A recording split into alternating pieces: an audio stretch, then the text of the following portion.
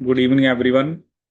सो आज जो टॉपिक हम स्टार्ट करेंगे आपका that is amino acids and proteins. ठीक है, तो सब्जेक्ट जो हमने पढ़ना है वो है आपका बायोकेमिस्ट्री। ठीक है, सो बायोकेमिस्ट्री के अंदर जैसे हम अलग अलग टॉपिक्स के बारे में पढ़ेंगे। ठीक है, चाहे वो आपके अमीनो एसिड्स एंड प्रोटीन्स हैं जिसको आज हम स्टार्ट करेंगे। ठीक है, अमीनो एसिड्स हो गए एंड प्रोटीन्स। ठीक है, इसके अलावा बायोकेमिस्ट्री में विल स्टडी अबाउट कार्बोहाइड्रेट्स। ठीक है, जो भी आपके कार्बोहाइड्रेट्स होते हैं और बेसिकली जो मेटाबॉलिज्म होता है।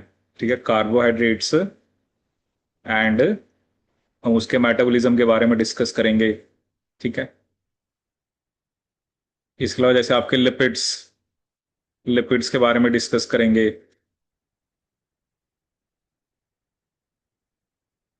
ठीक है, इसके अलावा जैसे आपके न्यूक्लिक एसिड्स हो गए, will discuss about nucleic acids. मतलब जो भी आपके बायोमॉलिक्यूल्स होते हैं, will study about enzymes, enzyme kinetics. ठीक है, तो ये ब्रॉडली मतलब ये टॉपिक्स होते हैं, मतलब जिनको हमने स्टडी करना होता है बायोकेमिस्ट्री के अंदर। बाकी इसके अलावा बेसिक जो होते हैं थोड़ा बहुत केमिस्ट्री का, जैसे आपको बॉन्ड्स के बारे में पता होना चाहिए। डिफरेंट टाइप ऑफ बॉन्ड्स जो हम डिस्कस करते हैं, चाहे वो कोवलेंट बॉन्ड है, आयनिक बॉन्ड है। ठीक है, डिफरेंट टाइप ऑफ इंटरेक्शंस होगी, हाइड्रोफोबिक इंटरेक्शंस होगी, वेंडरवॉल हो गया। ठीक है, तो वो बेसिक नॉलेज।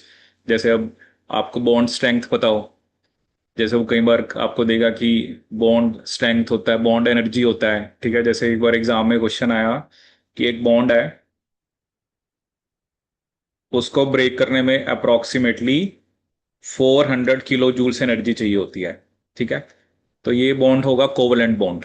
तो इस तरह से हमें आइडिया होना चाहिए कि डिफरेंट जो बॉन्ड्स हैं उनको मतलब ब्रेक करने के लिए कितनी एनर्जी चाहिए होती है। जैसे हाइड्रोजन बॉन्ड वो वीक बॉन्ड होता है, तो अलग अलग टाइप के जो इंटरेक्शंस होती हैं। ठीक है, अब देखो ये जनरल केमिस्ट्री है। ठीक है, मेन तो चलो जो हम कोर टॉपिक पढ़ते हैं वो ये सब है। ठीक है, जो बायोकेमिस्ट्री के अंदर, बट ये जो बेसिक इंफॉर्मेशन होता है बॉन्ड्स के बारे में हो गया। इसके अलावा जैसे हम पीएच बफर्स के बारे में भी देखेंगे। ठीक है, एग्जाम में ये भी क्वेश्चन आ जाता है पीएच एंड बफर्स। ठीक है, कि ऑब्वियसली बफर्स वो होते हैं जो पीएच में चेंज को रेजिस्ट करते हैं। ठीक है, तो ये सब हमें बायोकेमिस्ट्री के अंदर पढ़ना होता है। ठीक है, ये तो सिर्फ मैंने आपको ब्रॉडली बताया ना। अब वही होता है, आप सिलेबस में देखोगे तो वहां पर तो सिर्फ अमीनो एसिड्स लिखा हुआ है, बट उसको कितना डिटेल में पढ़ना है, कैसे क्वेश्चंस आते हैं, वो हम वन बाय वन स्टडी करेंगे। ठीक है, तो सबसे पहले कुछ हम बेसिक चीजें देखते हैं। ठीक है, सबसे पहले जैसे जब भी हम अमीनो एसिड्स की बात करते हैं, ठीक है, तो ऑब्वियसली अमीनो एसिड क्या है, जिसके अंदर एक अमीन ग्रुप होता है और एक आपका कार्बोक्सिलिक एसिड ग्रुप होता है। ठीक है, अब इसमें ना सबसे पहले हम एक कॉन्फ़िगरेशन की बात करेंगे। ठीक है, जिसे हम क्या बोलते हैं, आपका डीएल सिस्टम। क्या बोलते हैं, डीएल। ठीक है, ये जो डीएल होता है, दिस इज नॉट डेक्स्ट्रोलिवो। ठीक है, दिस इज नॉट डेक्स्ट्रोलिवो। ठीक है, ये एक्चुअली क्या होती है, एब्सोल्यूट कॉन्फ़िगरेशन। यहां पर जैसे देखो क्या लिखा था, absolute configuration of simple sugars and amino acids are specified by DL system based on the absolute configuration of a 3 carbon sugar glyceraldehyde. ठीक है, इसमें अभी हम जिसको स्टैंडर्ड लेके चलेंगे वो होता है ग्लिसरैल्डिहाइड। और ये कन्वेंशन किसने प्रपोज करी थी, एमिल फिशर ने 1891 के अंदर। ठीक है, सबसे पहले हमें ये समझना पड़ेगा डीएल सिस्टम होता क्या है, कि कैपिटल डी और कैपिटल एल। ठीक है, तो इसको समझते हैं। तो स्टैंडर्ड किसको लिया गया था, ग्लिसरैल्डिहाइड।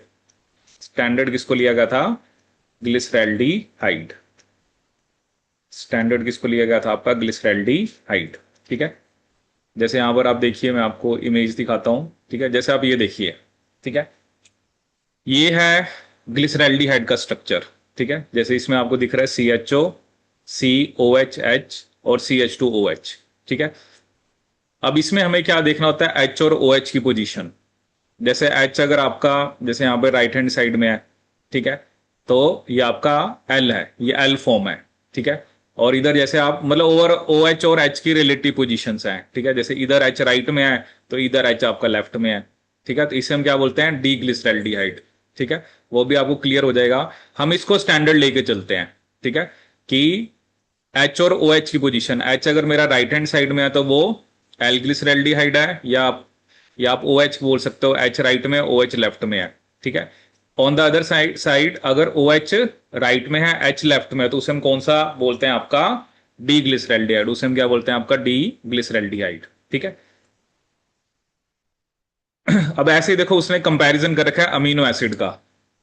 जैसे आप देखो, क्योंकि अमीनो एसिड में मान लो ओ एच ग्रुप नहीं है, क्योंकि ऐसा नहीं होता ना कि सारे अमीनो एसिड्स में ओ एच ग्रुप होता है। जैसे यहां पर एक एग्जांपल है, आप देख सकते हो कि यहां पे मैंने एलेनिन का एग्जांपल लिया है। अभी हम पढ़ेंगे सारे अमीनो एसिड के स्ट्रक्चर्स। एलेनिन में क्या होता है, आपका सी एच थ्री, जो साइड चेन है वो सी एच थ्री होती है, ठीक है। देखो एक सिंपल अमीनो एसिड का मतलब क्या है, जिसके अंदर एक कार्बोक्सिल ग्रुप है और एक जिसके अंदर अमीन ग्रुप है, ठीक है, इसे मैं अमीनो एसिड बोलता हूं। ये एच होता है और यहां पे ये साइड चेन है, ठीक है। ऑब्वियसली साइड चेन जो है वो अलग अलग अमीनो एसिड्स के अंदर अलग अलग होगी, ठीक है। अब आप यहां पे देखो, जैसे मैंने यहां पे सी एच थ्री बनाया है, ठीक है, सी एच थ्री जब होता है तो वो एलेनिन है, ठीक है। अब यहां पर क्या ओ एच तो है नहीं, तो मैं सिर्फ एच को देखूंगा। एच मेरा अगर राइट हैंड साइड में है तो उसको मैं बोलूंगा एल एलेनिन। एच अगर मेरा लेफ्ट हैंड साइड में है तो उसे मैं क्या बोलूंगा, डी एलेनिन, ठीक है। ये क्लियर होना इसलिए जरूरी है, एक्चुअली हमारे अंदर जितने भी अमीनो एसिड्स होते हैं, अगर हम ह्यूमंस की बात करें, वो सारे एल कॉन्फ़िगरेशन में होते हैं, ठीक है। ह्यूमंस के अंदर जो अमीनो एसिड्स होते हैं वो कौन सी कॉन्फ़िगरेशन में होते हैं, एल कॉन्फ़िगरेशन में। लेकिन जो शुगर्स होती हैं वो हमारे अंदर डी कॉन्फ़िगरेशन में होती है, ठीक है। ये अभी मैं आपको शुगर का स्ट्रक्चर भी दिखाऊंगा। So in humans comma all amino acids all amino acids are in all amino acids are in L configuration।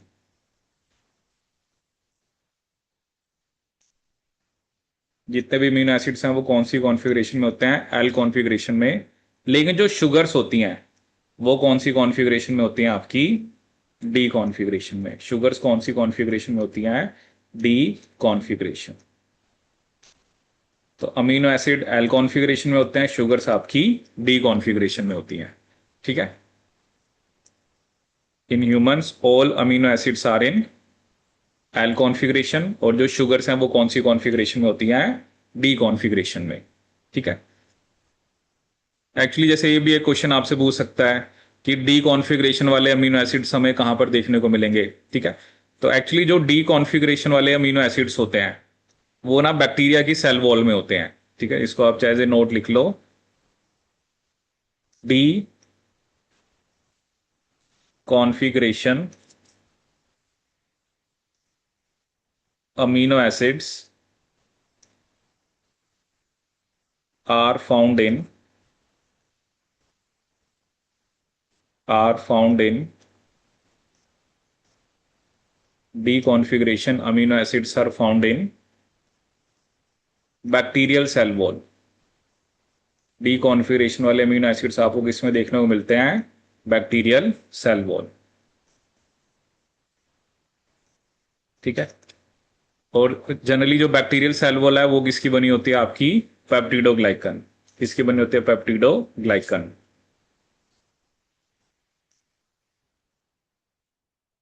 Peptidoglycan. D configuration वाले अमीनो एसिड्स हमें कहां पर देखने को मिलते हैं, बैक्टीरियल सेल वॉल। और बैक्टीरियल सेल वॉल किसकी बनी होती है, पेप्टिडोग्लाइकन। और पेप्टिडोग्लाइकन बेसिकली इसका बना होता है N acetyl glucosamine and N acetyl muramic acid. N acetyl glucosamine and N acetyl muramic acid linked together by beta 1,4 glycosidic linkage, linked together by beta 1,4 glycosidic linkage, beta 1,4 glycosidic linkage, ठीक है। तो कौन सी linkage होती है आपकी, beta 1,4 glycosidic linkage, ठीक है। अब एक्चुअली क्या होता है ना, ये तो शुगर्स हैं, ठीक है ना। जैसे क्या होता है कि आपने जैसे एक शुगर बना दी, ये एक शुगर है, मतलब जिसमें एक ग्लूकोसामिन और एक म्यूरामिक एसिड है, ऐसे ये दूसरा है, ठीक है। एक्चुअली क्या होता है ना, इनके साथ अमीनो एसिड की चेन्स होती हैं, ठीक है। जैसे इसमें अभी मैं एग्जैक्ट यहाँ पे सीक्वेंस नहीं बता रहा, बट यहाँ पर अमीनो एसिड होते हैं, जैसे डी एलेनिन होता है, ठीक है, डी ग्लूटामिक एसिड होता है। क्योंकि ये जो और भी अमीनो एसिड होते हैं, लाइसिन होता है, कुछ एल फॉर्म में भी होते हैं, क्योंकि ये जो अमीनो एसिड की चेन्स होती हैं, इनकी हेल्प से इनके बीच में क्रॉस लिंकेज बनते हैं। जैसे यहाँ पर भी अमीनो एसिड की चेन होगी और फिर इनमें आपस में क्रॉस लिंकेज बनती है, ठीक है। तो बैक्टीरिया की सेल वॉल तो शुगर्स की बनी हुई है, क्योंकि N acetyl glucosamine, N acetyl muramic acid, लेकिन इनके साथ अमीनो एसिड्स लगे होते हैं, ठीक है। तो वो अमीनो एसिड्स की हेल्प से ही इनके बीच में क्रॉस लिंकेज होती है। जब हम बैक्टीरियल सेल वॉल पढ़ेंगे डिटेल में, तब मैं आपको ये सारे अमीनो एसिड्स और लिंकेजेस बताऊंगा, ठीक है। तो अगर ऐसा क्वेश्चन आ जाए कि डी कॉन्फ़िगरेशन अमीनो एसिड्स कहां पर होते हैं, तो आपका आंसर क्या होगा? बैक्टीरियल सेल वॉल, ठीक है। और ये जनरली हम किसकी बोलते हैं? यू बैक्टीरिया की, कि जो पेप्टिडोग्लाइकन होता है ये किस में होता है? यू बैक्टीरिया में, ठीक है। लेकिन जो आपका आर्की बैक्टीरिया होता है, ठीक है, उसके अंदर जो सेल वॉल है वो सूडोम्यूरिन की बनी होती है, ठीक है। जो आर्की बैक्टीरिया होते हैं उनके अंदर जो सेल वॉल है वो किसकी बनी होती है? सूडोम्यूरिन की। Cell wall is made up of pseudomurein. और जो सूडोम्यूरिन है वो बेसिकली किसका बना होता है? N acetyl glucosamine and N acetyl allose amino uronic acid. N acetyl glucosamine and N acetyl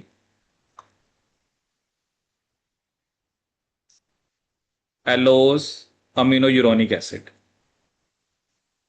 allose amino uronic acid.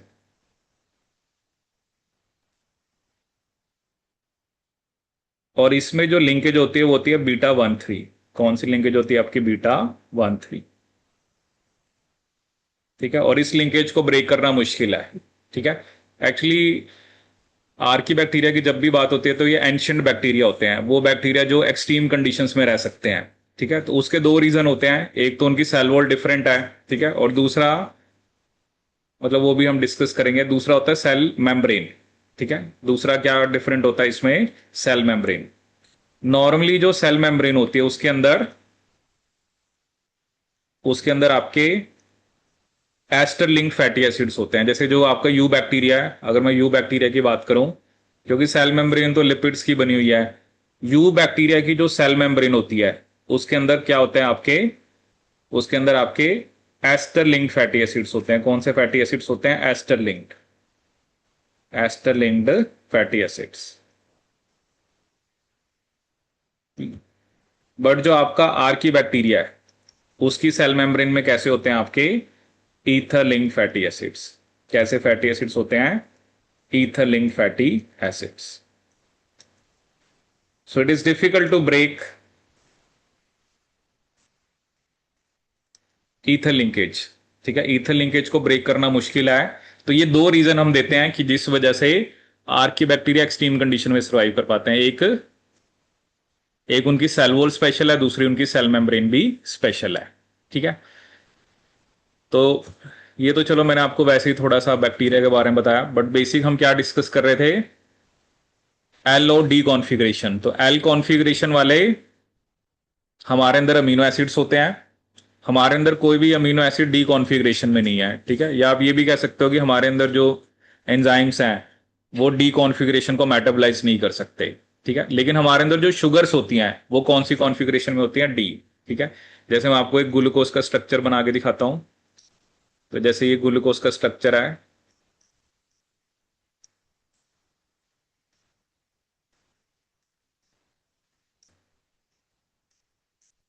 तो यहां पे जैसे मैंने बनाया ओ एच एच, ठीक है। यहां पर भी अगेन ओ एच एच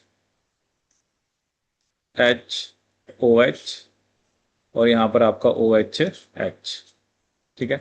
अब इसमें जो नंबरिंग है वो हम यहां से स्टार्ट करते हैं, जैसे 1 2 3 4 5 एंड 6। ठीक है। अब इसमें आप देख सकते हो कि जो आपका फिफ्थ कार्बन है, ठीक है, मेनली हम इस कार्बन को देख रहे हैं, जैसे O H right hand side में है, ठीक है, एच लेफ्ट हैंड साइड में है, तो ये कौन सी कॉन्फ़िगरेशन आपकी? D configuration. ये कौन सी कॉन्फ़िगरेशन आपकी? D configuration. क्योंकि हमारे अंदर जो शुगर्स होते हैं वो कौन सी कॉन्फ़िगरेशन में होती हैं? डी कॉन्फ़िगरेशन में। ठीक है। तो ये तो हमने डिस्कस करा। ठीक है, देखो ये आपको ना ध्यान रखना है कि एल और डी में क्या फर्क है। ठीक है, ग्लिसरैल्डिहाइड को हम स्टैंडर्ड लेके चलते हैं, तो हमारे अंदर जितने भी अमीनो एसिड्स हैं वो एल कॉन्फ़िगरेशन में होते हैं, और जो शुगर्स हैं वो कौन सी कॉन्फ़िगरेशन में होती हैं? डी कॉन्फ़िगरेशन में। ठीक है। अब इसमें एक और अभी एग्जाम में जैसे क्वेश्चन आता है, क्योंकि अलग अलग टाइप के सिस्टम होते हैं, जैसे अभी हमने डीएल सिस्टम की बात करी है। ठीक है, ऐसे कॉन्फ़िगरेशन होते हैं जिसे बोलते हैं हम आरएस। एक हम कॉन्फ़िगरेशन होते हैं जिसे हम क्या बोलते हैं? RS configuration. ठीक है, ये होता है रेक्टस सिनिस्टर होता है, जैसे आर होता है क्लॉकवाइज। आर क्या होता है? क्लॉकवाइज। और एस होता है आपका एंटी क्लॉकवाइज। कैसा होता है? Anti clockwise. एस कैसा होता है? Anti clockwise. ठीक है। अब इसमें जैसे मान लो मैं अमीनो एसिड बनाता हूं, जैसे मान लो अभी हमने एलिन का एग्जाम्पल लिया था। ठीक है, तो आपने लिखा कार्बन, ठीक है, यहां पे आपने लिखा CO नेगेटिव, ठीक है, यहां पे आपने लिखा NH3 पॉजिटिव, यहां पे लिखा आपने H, और यहां पे आपने लिखा CH3। ठीक है, एक ये फॉर्म लिखी, दूसरी फॉर्म आपने लिखी CO नेगेटिव CH, बोले इसमें हम H दूसरी साइड पे बनाएंगे CH NH3 पॉजिटिव, और यहां पर आपने लिखा CH3। ठीक है। अब इस टाइप की कॉन्फ़िगरेशन, जैसे अब अगर हम वैसे बात करें तो ये कौन सी है? डी है, एल है? एच हमने कहां पर बनाया है? राइट में, तो ये कौन सी कॉन्फ़िगरेशन है? एल। जो जनरली हमने कहा है कि हमारे अंदर जो अमीनो एसिड्स हैं वो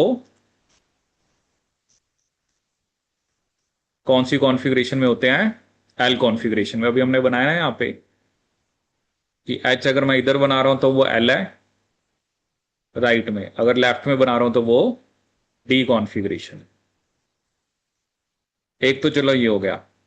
अब आरएस का क्या सिस्टम होता है वो हमें समझना है। उसके लिए पहले ना आपको नंबरिंग करनी पड़ती है।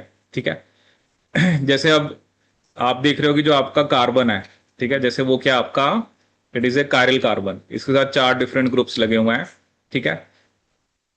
सो जैसे अब इसमें हम नंबरिंग करते हैं, ठीक है, देखो अब देखो आपने क्या देखना है कि जैसे अब एक तो कार्बन के साथ नाइट्रोजन है, ठीक है, और इधर कार्बन कार्बन है, तो नाइट्रोजन का ऑब्वियसली जो मॉलिक नाइट्रोजन का जो एटॉमिक वेट है, ठीक है, या जो भी आप एटॉमिक नंबर मास नंबर, वो ज्यादा होता है। ठीक है, नाइट्रोजन से कार्बन का एटॉमिक नंबर 6 होता है, नाइट्रोजन का 7 होता है, तो नाइट्रोजन का ज्यादा है तो इसको नंबर 1 दे देना है। ठीक है। अब इधर भी कार्बन है, इधर भी कार्बन है, बट इधर कार्बन के साथ ऑक्सीजन है, ठीक है, इधर कार्बन के साथ हाइड्रोजन है, तो इसको हम क्या नंबर दे देंगे? 2। ठीक है, इसको हम नंबर दे देंगे 3, और इसको हम नंबर क्या दे देंगे? आपका 4। ठीक है, ये हमने नंबरिंग कर ली। ठीक है, सेम वे यहां पर भी this will be 1, this will be 2, this will be your 3, and this will be your 4। ठीक है। अब मुझे 1 2 3 की तरफ जाना है। ठीक है, जैसे 1 2 मुझे किस तरफ जाना है? 3 की तरफ। अब जैसे चलो यहां पे बीच में जैसे 4 भी आ रहा है, बट हमें 1 से 2 की तरफ जाना है। अब अगर मैं 1 से 2 की तरफ जा रहा हूं तो मैं मतलब it will be something like this, क्योंकि मुझे 1 to 2 फिर 3 की तरफ जाना है। ठीक है, इधर अगर जाऊंगा तो it should be like this. ठीक है ना, क्योंकि इधर से मुझे 1 to 2 की तरफ जाना है। अब इधर अगर मैं 1 to 2 1 2 3 मतलब 1 2 3 ऐसे पूरा एक तरह से बन जाएगा। अगर आप पूरा बनाओगे तो आई स्टार्ट फ्रॉम हेयर, 2 आया, चलो बीच में 4 भी आ रहा है, बट मुझे 3 तक जाना है। ठीक है, और यहां पे अगर मैं करूंगा तो कैसा बनेगा आपका? जैसे यहां पर तो ऐसा बना, लेकिन इधर स्टार्ट कर रहा हूं तो कैसा बनेगा? It will be like this. ठीक है, अब ये क्या है, ये है क्लॉकवाइज। ठीक है, ये है क्लॉकवाइज। और ये क्या बना आपका, एंटी क्लॉकवाइज। अगर हम जनरली बना रहे हैं तो ये क्लॉकवाइज है, और दूसरा कौन सा आपका, एंटी क्लॉकवाइज। ठीक है, लेकिन यहां पे एक ट्विस्ट होता है। अब क्लॉकवाइज के हिसाब से ये कौन सी कॉन्फ़िगरेशन होनी चाहिए, आर। ठीक है, लेकिन इसमें क्या होता है ना, अगर जो आपका लोअर प्रायोरिटी वाला ग्रुप है, जैसे लोअर प्रायोरिटी वाला कौन सा है, हाइड्रोजन, अगर ये हॉरिजॉन्टल है, हॉरिजॉन्टल मतलब कि जैसे अभी दिख रहा है ऐसी पोजीशन पे है, तो आपको उल्टा करना होता है। जैसे आई तो आर है, बट आपने उसको अपोजिट कर देना, तो वो क्या हो जाएगा, एस।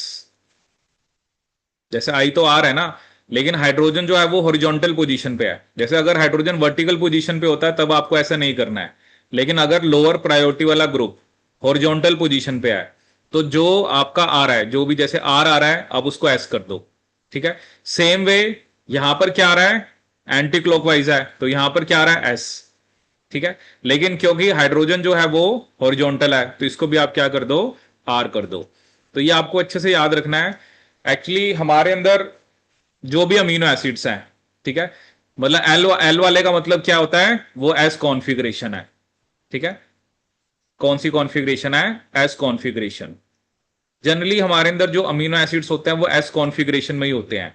ठीक है, एल तो है ही सी, एल के अलावा एस। सिर्फ एक एक्सेप्शन होती है, वो होती है सिस्टीन, वो हम आगे डिस्कस करेंगे। सिस्टीन के अंदर आर कॉन्फ़िगरेशन होती है। ठीक है, मतलब है तो एल, वैसे तो सारे के सारे एल ही हैं, लेकिन सिस्टीन के अंदर कौन सी कॉन्फ़िगरेशन होती है आपकी, आर कॉन्फ़िगरेशन। जितने भी अमीनो एसिड, क्योंकि हमारे अंदर तो सारे अमीनो एसिड एल कॉन्फ़िगरेशन में है, तो एल वाले सारे एस होते हैं, एक्सेप्ट सिस्टीन। सिस्टीन की कौन सी कॉन्फ़िगरेशन होती है, आर कॉन्फ़िगरेशन। सिस्टीन की कौन सी कॉन्फ़िगरेशन होती है आपकी, आर कॉन्फ़िगरेशन। ठीक है, तो ये भी आपको ना ये सिस्टम पता होना चाहिए कि डीएल तो चलो जनरली हम पढ़ते हैं, बट आरएस भी पता होना चाहिए। मतलब हमारे अंदर जो एल कॉन्फ़िगरेशन वाले अमीनो एसिड हैं वो एस होते हैं। ठीक है, सिस्टीन भी एल है, एल तो सारे ही हैं, बट सिस्टीन की आरएस कॉन्फ़िगरेशन में आर होती है। बाकी सारे अमीनो एसिड्स की कौन सी होती है आपकी, एस होती है। बाकी सारे अमीनो एसिड की एस होती है, लेकिन जो आपका सिस्टीन है उसकी कौन सी कॉन्फ़िगरेशन होती है आपकी, आर कॉन्फ़िगरेशन।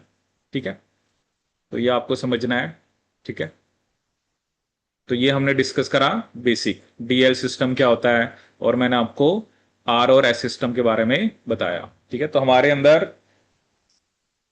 जो भी एल कॉन्फ़िगरेशन वाले हैं वो सारे एस होते हैं एक्सेप्ट सिस्टीन। ठीक है, और उसका मैंने आपको कंसेप्ट भी बता दिया। एक्चुअली आर एस कॉन्फ़िगरेशन में क्या होता है, आपको ना पहले नंबरिंग करनी होती है। ठीक है, जैसे आपको पता है कि नाइट्रोजन है, उसका एटॉमिक नंबर ज्यादा है, ठीक है, उसको फर्स्ट प्रायोरिटी दी। फिर कार्बन था दोनों, बट कार्बन के साथ ऑक्सीजन है, तो दूसरी प्रायोरिटी हमने इसको दी। तीसरा ये, और लास्ट में हाइड्रोजन। तो जो भी, जैसे ये क्लॉकवाइज आया था, तो according to clockwise it should be R. But मैंने आपको क्या बताया, अगर मेरा जो हाइड्रोजन है, इफ इट इज, अगर ये हॉरिजॉन्टल है, तो हमें जो भी आपकी, जो भी मतलब जो भी आपकी कॉन्फ़िगरेशन आई है, आपने उसको अपोजिट कर देना है। ठीक है, तो मतलब देखो, हमें तो ऐसा नहीं क्वेश्चन आता कि आप कॉन्फ़िगरेशंस निकालो। हमें तो सिंपली एक स्टेटमेंट आएगी कि हमारे अंदर जितने अमीनो एसिड होते हैं वो आर कॉन्फ़िगरेशन में होते हैं। ठीक है, तो ये स्टेटमेंट गलत है। ठीक है, फिर कहेगा कि जितने अमीनो एसिड होते हैं वो एस कॉन्फ़िगरेशन में होते हैं एक्सेप्ट सिस्टीन, तो ये स्टेटमेंट सही है, क्योंकि सिस्टीन की कॉन्फ़िगरेशन कौन सी होती है, आर। कौन सी होती है आपकी, आर। ठीक है, तो इस तरह से हमें आर एस सिस्टम भी याद रखना है। ठीक है, क्योंकि आप जब भी आप पढ़ो ना कहीं पर भी डी एल का आता है, तो दिस इज नॉट डेक्स्टोलीवो। डेक्स्टोलीवो हम डिनोट करते हैं स्मॉल डी स्मॉल एल से। ठीक है, तो हमें ध्यान रखना है। और ऐसा नहीं है ना, कोई भी स्ट्रक्चर है, ठीक है, जैसे आप कोई भी स्ट्रक्चर आप बना रहे हो तो आपको पता होना चाहिए कि जैसे एच और ओ एच की पोजीशन है। ठीक है, अब बच्चे यही सोचते हैं ना, अमीनो एसिड में तो सिर्फ ओ एच तो है नहीं, तो आप एच को देखो बस। अगर एच राइट में है तो एल फॉर्म है, लेफ्ट में है तो वो डी फॉर्म है। जितने भी अमीनो एसिड्स मैं बनाऊंगा, जितनों के भी स्ट्रक्चर्स बनाऊंगा, उन सब के अंदर मैं एच को राइट में रखूंगा। ठीक है, इसका मतलब वो आपको क्लियर होना चाहिए कि ये अमीनो एसिड आपका एल कॉन्फ़िगरेशन में आए, ना कि डी कॉन्फ़िगरेशन। ठीक है, इसका मतलब ये नहीं है कि डी कॉन्फ़िगरेशन वाले अमीनो एसिड नेचर में नहीं होते हैं। ठीक है, they may be present in other organism, like I have given you the example of bacteria. Bacteria की सेल वॉल के अंदर जो अमीनो एसिड्स होते हैं वो डी कॉन्फ़िगरेशन में होते हैं। ठीक है, अब हम सबसे पहले देखेंगे, जैसे हम अमीनो एसिड्स के बारे में डिस्कस करते हैं, तो सबसे पहले मैं आपको उनके सिंगल लेटर वर्ड्स बताता हूं। सबसे पहले हम क्या डिस्कस करते हैं, अमीनो एसिड्स के सिंगल लेटर वर्ड। ठीक है, अभी जैसे मैं सिर्फ नेम्स लिख रहा हूं और उसको ना हम कैटेगरी वाइज पढ़ेंगे, जब हम उनके स्ट्रक्चर्स पढ़ेंगे तो उनको हमने कैटेगरी वाइज देखना है। ठीक है, तो अभी मैं अमीनो एसिड्स के आपको नेम्स बताऊंगा। ठीक है, जैसे सबसे पहले आप लिख सकते हो ग्लाइसिन। ठीक है, ग्लाइसिन के लिए सिंगल लेटर वर्ड होता है आपका जी। ग्लाइसिन के लिए सिंगल लेटर वर्ड क्या होता है आपका जी। ठीक है, second we have alanine. Alanine के लिए सिंगल लेटर वर्ड क्या होता है आपका ए। ठीक है, third we have valine. Valine के लिए सिंगल लेटर वर्ड क्या होता है आपका वी। ठीक है, glycine, alanine, valine. Then we have leucine. Leucine के लिए सिंगल लेटर वर्ड होता है आपका L. Then we have isoleucine. Isoleucine के लिए सिंगल लेटर वर्ड होता है आपका I. Then we have methionine. Methionine के लिए सिंगल लेटर वर्ड होता है आपका M. And then we have proline. Proline के लिए सिंगल लेटर वर्ड होता है आपका पी। प्रोलिन के लिए सिंगल लेटर वर्ड क्या होता है आपका पी। ठीक है, अभी हम पढ़ेंगे ना, जैसे ये कैटेगरी है, जैसे फर्स्ट कैटेगरी में 7 अमीनो एसिड आते हैं। ठीक है, फिर जैसे उसके बाद हम नेक्स्ट कैटेगरी में 3 अमीनो एसिड आते हैं। ठीक है, जिसमें जैसे इनको बोलते हैं हम, जो फर्स्ट कैटेगरी वाले हैं इसको बोलेंगे हम हाइड्रोफोबिक आर ग्रुप्स। मतलब इनके अंदर जो आर ग्रुप्स होते हैं वो हाइड्रोफोबिक होते हैं। हाइड्रोफोबिक का मतलब उनके ऊपर कोई चार्ज नहीं है, इनके अंदर हाइड्रोफोबिक आर ग्रुप्स होते हैं। ठीक है, इसके बाद जैसे हम पढ़ेंगे फिनाइल एलेनिन।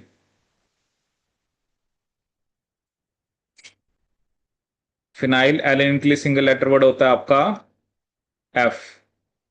ठीक है, then we have tyrosine. Tyrosine के लिए सिंगल लेटर वर्ड होता है आपका वाई। ठीक है, और then we have tryptophan. Tryptophan के लिए सिंगल लेटर वर्ड होता है आपका डब्ल्यू। ट्रिप्टोफैन के लिए सिंगल लेटर वर्ड क्या होता है आपका डब्ल्यू। तो इस कैटेगरी में जो 3 अमीनो एसिड हैं, ये इनमें क्या होते हैं आपके एरोमेटिक आर ग्रुप्स होते। ये भी हाइड्रोफोबिक ही हैं, बट इनके अंदर एरोमेटिक रिंग होती है। ठीक है, तो आपको ना ये इसी तरह से याद रखने होते हैं ताकि आप उसको कैटेगरी वाइज याद कर सको। ठीक है, फिर थर्ड कैटेगरी में वो अमीनो एसिड्स आते हैं जो आपके मतलब बेसिक होते हैं, जिनके अंदर पॉजिटिवली चार्ज आर ग्रुप्स होते हैं। तो जैसे उसके अंदर आपका आता है लाइसिन।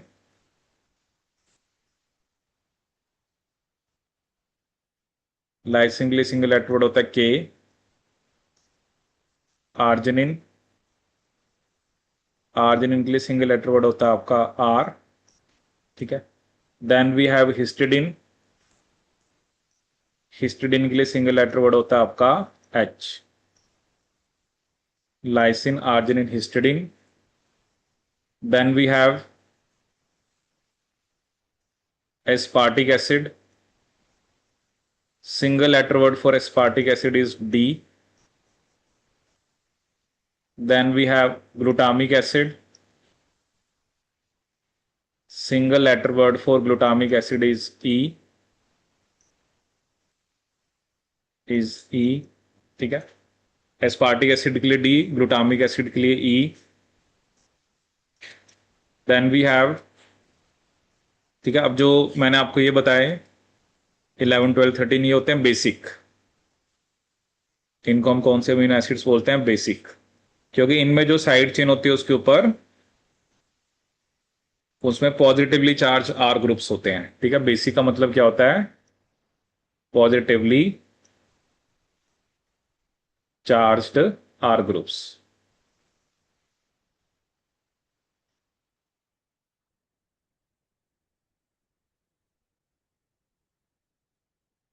ठीक है। जो आपकी नेक्स्ट कैटेगरी में इसमें कौन से होते हैं? एसिडिक। एसिडिक का मतलब negatively charged R groups. Negatively charged R groups. Negatively charged R groups.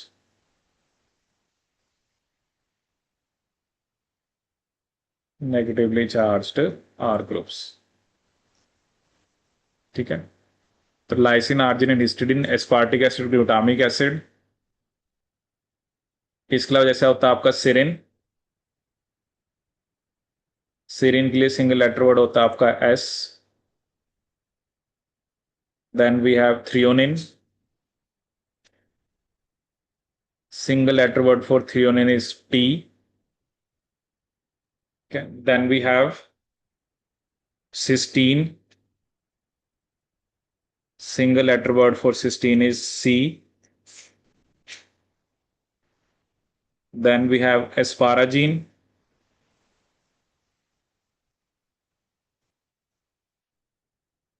Single letter word for asparagine is N.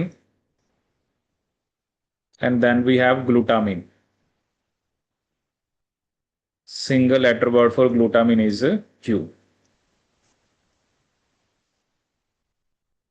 ठीक है। तो ये हमारे पास 20। और जो लास्ट कैटेगरी होता है इसमें जनरली हम क्या लिखते हैं कि polar comma uncharged R groups. Polar comma uncharged R groups.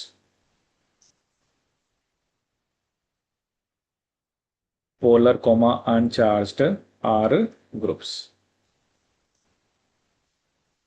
ठीक है।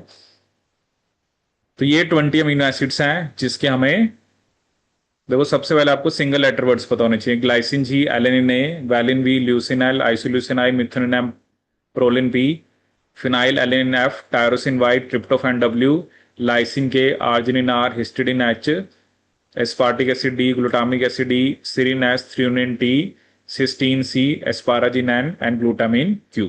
ठीक है। तो ये हमने 20 अमीनो एसिड्स की बात करी। ठीक है। क्योंकि कई जगह पर आएगा ना, क्वेश्चन आएगा तो वहां पर जो बेसिकली जो आपको सीक्वेंस दिया होगा that will be in the form of single letter words. तो अगर आपको सिंगल लेटर वर्ड नहीं पता फिर आपका, क्योंकि आप जज नहीं कर पाओगे ना कि क्वेश्चन के अंदर हमें आगे करना क्या है। ठीक है। तो इसलिए सबसे पहले हमें सिंगल लेटर वर्ड जो है वो अच्छे से पता होना चाहिए। ठीक है। तो these are the single letter words for different amino acid. ठीक है। ग्लाइसिन के लिए G, alanine A, valine V, leucine L, isoleucine I, methionine M, proline P. जैसे ये तो सब जो उनका फर्स्ट लेटर है वही है। जैसे फिनाइल एलिन के लिए F, tyrosine Y, tryptophan W, lysine K, arginine R, histidine H. ठीक है। एस्पार्टिक एसिड के लिए डी, ग्लूटामिक एसिड के लिए E, serine S, threonine T, cysteine C, asparagine and glutamine Q. ठीक है। ठीक है। तो ये हमारे 20 अमीनो एसिड्स हैं। ठीक है। जैसे मान लो एक बार, जैसे एक एग्जाम में क्वेश्चन आया, मान लो उसने यहां पर ना कुछ सीक्वेंस लिखे। जैसे उसने एक लिखा डार्विन। ठीक है। एक उसने लिखा for example Faraday. Darwin, Faraday. ठीक है। एक मान लो उसने लिखा आपका वॉटसन। और एक फॉर एग्जाम्पल लिख दिया आपका क्रिक। तो क्वेश्चन ये पूछेगा कि इनमें से कौन सा एक अमीनो एसिड का सीक्वेंस नहीं हो सकता। Which among the following can not be A sequence of amino acid. तो कौन सा नहीं हो सकता?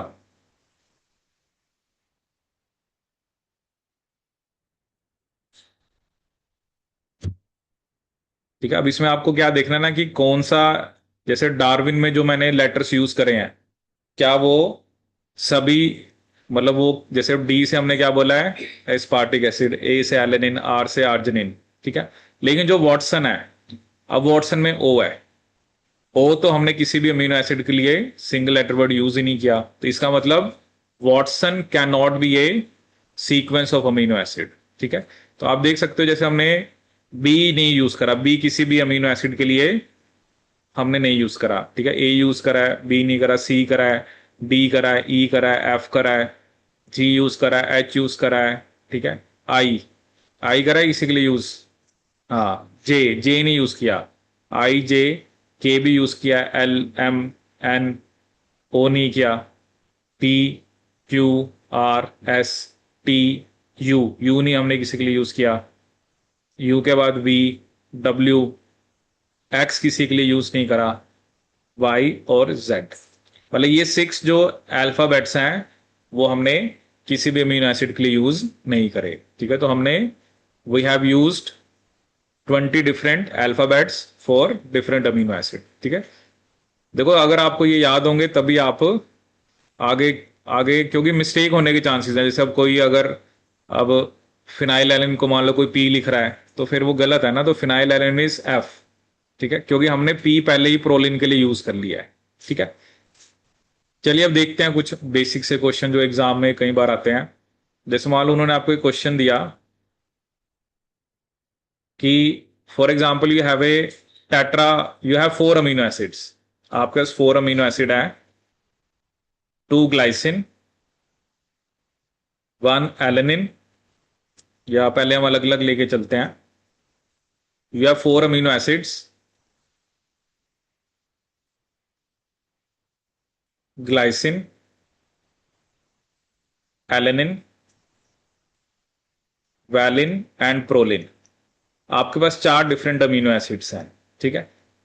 सो क्वेश्चन आपसे ये पूछा गया क्या कि 4 अमीनो एसिड्स जो हैं इनको यूज करके हम कितने टेट्रापेप्टाइड्स बना सकते हैं, how many different types of, how many different types of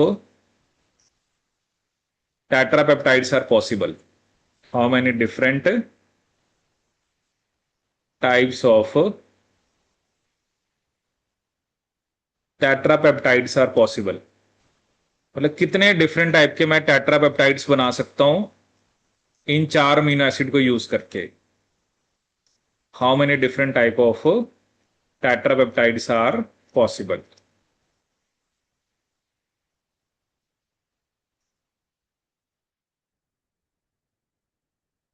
मतलब ऑब्वियसली हम सीक्वेंसेस की बात कर रहे हैं, ठीक है ना। अब देखो आप पहला ग्लाइसिन रख सकते हो, आप पहला एलेनिन भी रख सकते हो, पहला वैलिन भी रख सकते हो, पहला प्रोलिन भी रख सकते हो। अब वही है ना कि आपको बताना है कि how many different types of sequences of tetrapeptides आप वो बना सकते हो इन 4 अमीनो एसिड को यूज करके, how many different type of tetrapeptide और how many different type of sequences of tetrapeptides are possible.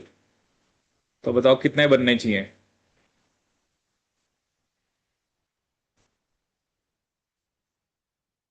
कि कितने डिफरेंट टाइप ऑफ टेट्रापेप्टाइड्स जो हैं वो हम 4 अमीनो एसिड को यूज करके बना सकते हैं।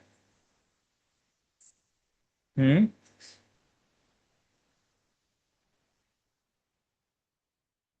अब चलिए देखते हैं इसको हम कैसे अप्रोच करते हैं।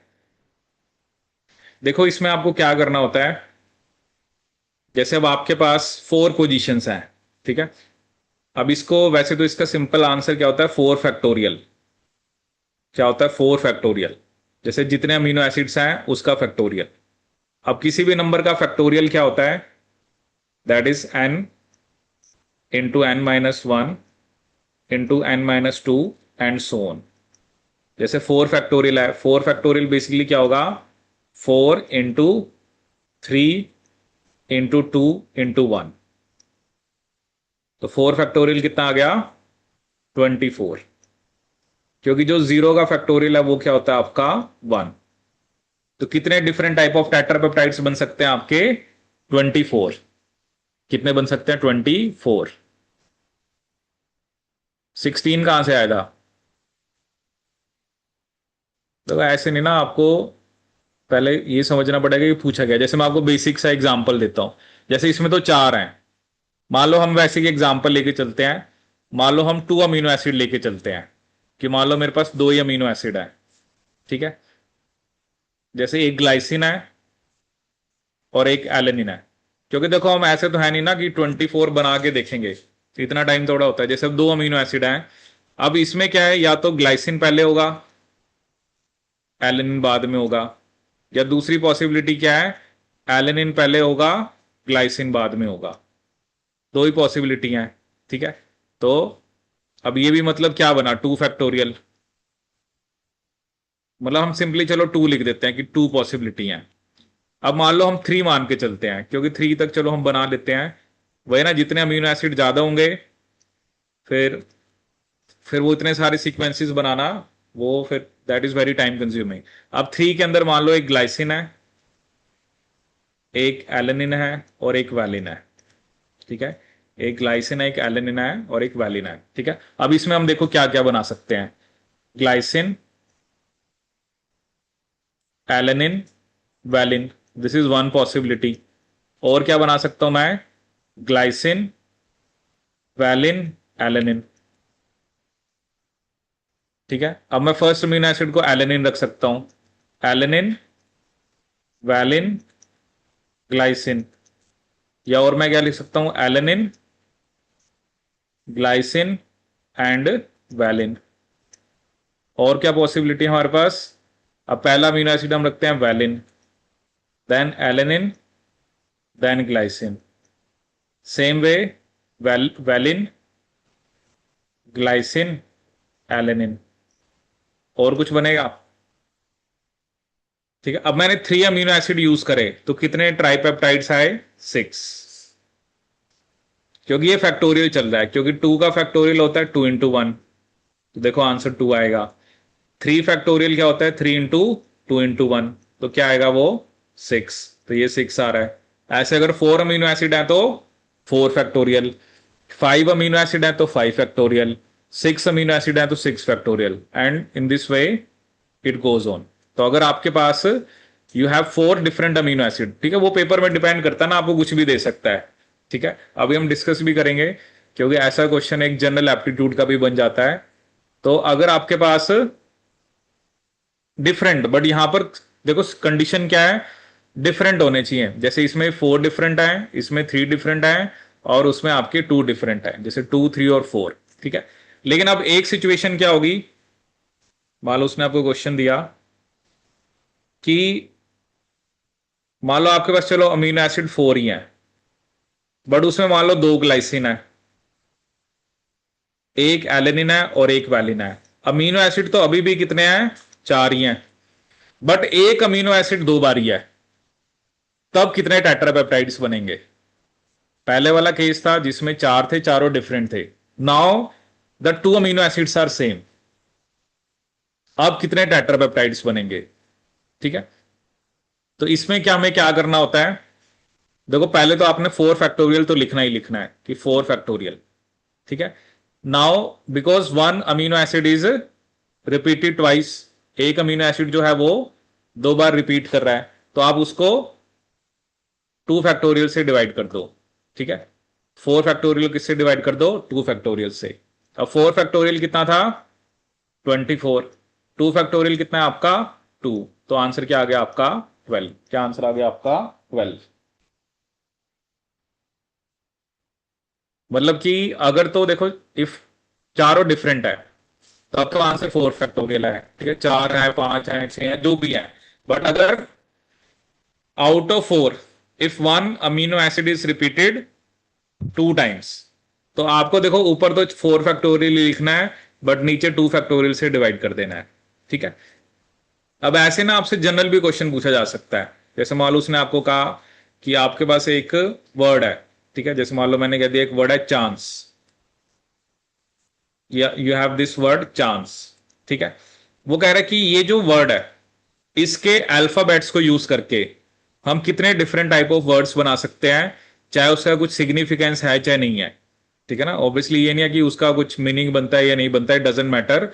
By using the alphabets of chance, मतलब जो चांस वर्ड है उसके अल्फाबेट्स को यूज करके मैं कितने डिफरेंट टाइप ऑफ वर्ड्स बना सकता हूं, ठीक है। यूज क्या करना है हमने, चांस, चांस वर्ड के अल्फाबेट्स को यूज करके हम कितने डिफरेंट टाइप ऑफ वर्ड्स बना सकते हैं, ठीक है। अब देखो जो चांस है, सबसे पहले आप देखो इसके अंदर कितने अल्फाबेट्स हैं, कितने हैं? 1 2 3 4 5 6, तो पहले मैंने 6 लिख देना है। अब मैंने ये देखना है कि क्या कोई अल्फाबेट रिपीट हो रहा है, तो कौन सा रिपीट हो रहा है? सी। कितनी बारी? तो आपने 6 फैक्टोरियल बाय 2 फैक्टोरियल। अब 6 फैक्टोरियल क्या होगा? 6 into 5 into 4 into 2 into 1 divided by 2।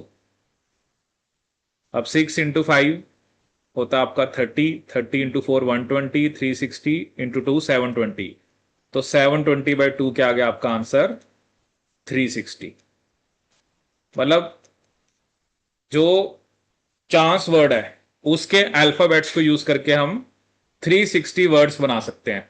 ठीक है, डजेंट मैटर उसका मीनिंग है चाहे नहीं है। ठीक है, जैसे मान लो मैंने आपको एक और क्वेश्चन दिया कि मान लो एक, जैसे वर्ड है मान लो बनाना। बनाना जो वर्ड है उसके अल्फाबेट्स को यूज करके मैं कितने वर्ड्स बना सकता हूं? ठीक है, वो देखो कोई भी वर्ड आपको दे सकते हैं ना, आपको तो बस ये है कि आपको ये पता होना चाहिए कि हमें क्वेश्चन को अप्रोच कैसे करना है। जैसे बनाना है, तो बताओ बनाना जो वर्ड है उसके अल्फाबेट्स को यूज करके मैं कितने वर्ड्स बना सकता हूं?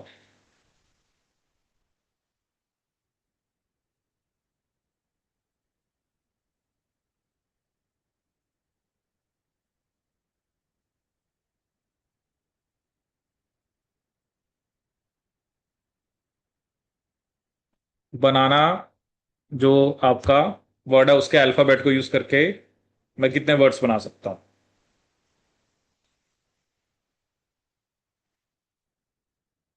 हम्म।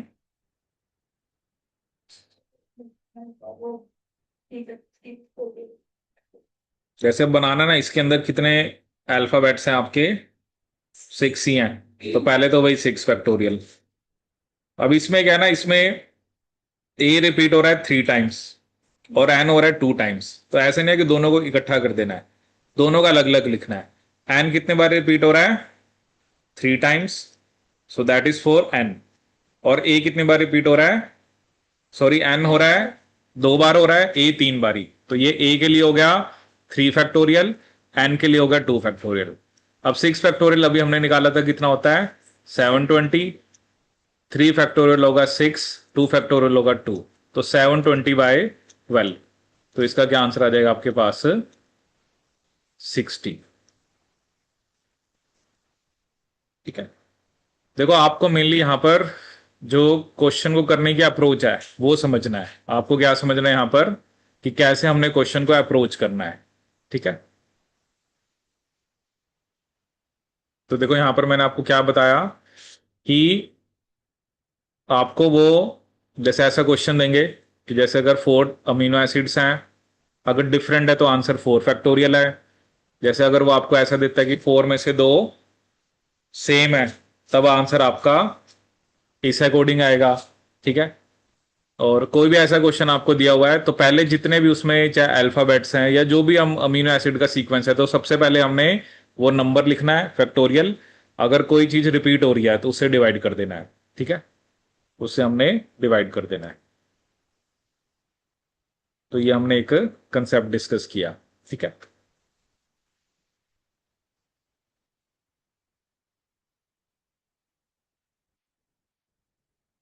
ठीक है, अब नेक्स्ट इसके अंदर हम, ठीक है, तो अभी थोड़ा सा हमने बेसिक पढ़ा कि डीएल कॉन्फ़िगरेशन क्या होती है, आरएस क्या होती है, और मैंने सिर्फ आपको अमीनो एसिड के सिंगल लेटर वर्ड्स बताए। ठीक है, अब हमने ये जो अमीनो एसिड्स हैं हमने इनके स्ट्रक्चर्स देखने हैं। ठीक है, और बेसिकली आपको पता होना चाहिए कि किसके अंदर कैसा फंक्शनल ग्रुप होता है या कोई स्पेसिफिक फीचर है उस अमीनो एसिड का, तो वो हम डिस्कस करेंगे। ठीक है, सबसे पहले कैटेगरी हमारी होगी जिसके अंदर हम amino acids with hydrophobic R groups. ठीक है, सबसे पहले हम कौन सी कैटेगरी के बारे में पढ़ेंगे? अमीनो एसिड्स विद, या amino acids with aliphatic, aliphatic होते हैं ये amino acids with aliphatic R groups. Amino acids with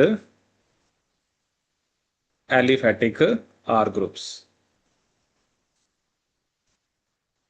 और एलिफेटिक के अलावा ये कैसे होते हैं आपके हाइड्रोफोबिक, कैसे होते हैं हाइड्रोफोबिक, हाइड्रोफोबिक।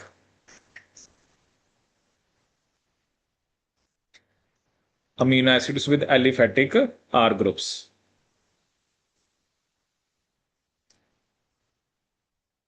ठीक है, तो सबसे पहले जो इसमें हम अमीनो एसिड पढ़ेंगे that is your glycine, carbon CO negative, NH3 positive, HH। ठीक है, क्योंकि इसके अंदर जो R ग्रुप है वो क्या होता है आपका H, that is glycine, glycine, glycine. ठीक है, ग्लाइसिन जो है एक्चुअली ये इसमें जैसे जो कार्बन है वो कायरल नहीं है। कायरल कार्बन क्या होता है, जिसके साथ 4 डिफरेंट ग्रुप्स लगे होते हैं। अब इसमें तो क्या है ना, इसमें 2 तो हाइड्रोजन ही है। ठीक है, तो ग्लाइसिन जो है इट इज द, एक तो सिंपलेस्ट है and it is the only amino acid which is optically inactive. It is the only amino acid which is optically inactive. ठीक है, क्योंकि इसमें कायरल कार्बन नहीं होता। It is the only amino acid which is optically inactive. It is the only amino acid which is optically inactive. ठीक है, ऐसे हम सेकंड यहां बनाते हैं, second amino acid carbon CO negative, NH3 positive, HCH3। This is alanine, this is your alanine.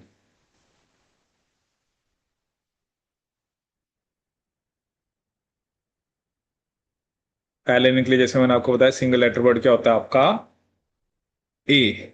क्या होता है सिंगल लेटर वर्ड आपका A. Then we have valine, CO negative, NH3 positive, H, CH, CH3, CH3। So this is basically your valine।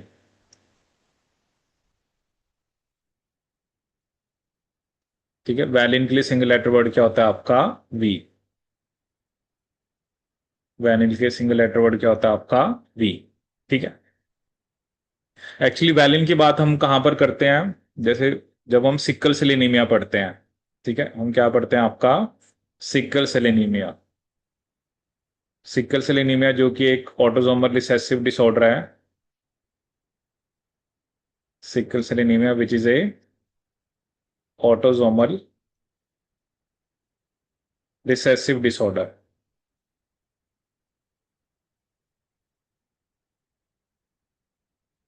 तो इसमें generally क्या होता है, वैसे तो होता है आपका GHE। ठीक है, जैसे ये म्यूटेशन की वजह से होता है पॉइंट म्यूटेशन। तो जो GHE है वो तो बेसिकली क्या बनाता है, ग्लूटामिक एसिड। ठीक है, जो कि एक नेगेटिवली चार्ज अमीनो एसिड है। बट आफ्टर म्यूटेशन GAG किसमें कन्वर्ट हो जाता है, GUG के अंदर। और GUG किसके लिए कोड करता है, वैलिन के लिए। ठीक है, तो just because of change in one nucleotide आपका जो अमीनो एसिड चेंज हो गया। ठीक है, तो ग्लूटामिक एसिड जो है वो एक नेगेटिवली चार्ज अमीनो एसिड है। और वैलिन हम कौन सी कैटेगरी में पढ़ रहे हैं, हाइड्रोफोबिक आर ग्रुप। किसमें पढ़ रहे हैं हम आपका हाइड्रोफोबिक आर ग्रुप। ठीक है,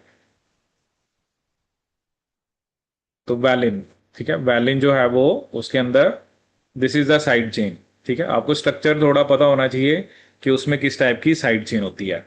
ठीक है, ऐसे फोर्थ इस कैटेगरी में होता है आपका that is leucine, carbon CO negative, NH3 positive. देखो सभी के अंदर मैं हाइड्रोजन जो है वो राइट हैंड साइड में बना रहा हूं। इसका मतलब सारे हम एल कॉन्फ़िगरेशन की बात कर रहे हैं। ठीक है, CO negative, NH3 positive, H, और यहां पर CH2, CH, CH3, CH3। ठीक है, तो ये कौन सा अमीनो एसिड है हमारा? ल्यूसिन। ल्यूसिन। ठीक है, ल्यूसिन के लिए सिंगल लेटर वर्ड क्या होता है आपका? L. Single letter word for leucine is L. Then fifth amino acid we have in this category is isoleucine. Carbon, CO negative, NH3 positive H.